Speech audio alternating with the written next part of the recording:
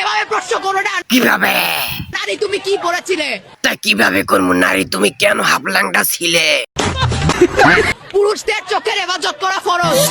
মাতারি নিজের ফরজের হোগা উদলই গেছে, এদিকেও খবর নাই, হিমাঞ্চের ফরজ এইতেইস। হে আল্লাহ, এই দৃশ্য দেখার আগে তুমি আমারে উঠাই নিলা না কেন?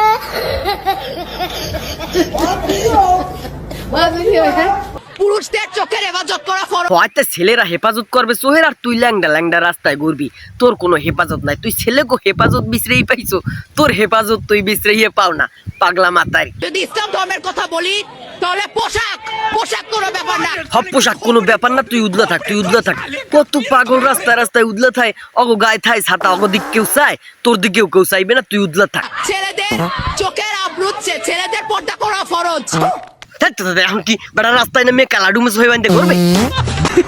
খালি ছেলেকে হেফাজত না বিছরাইয়া তোর হেফাজতটাও তুই একটু বিছরা, ফাড়া বাসটা।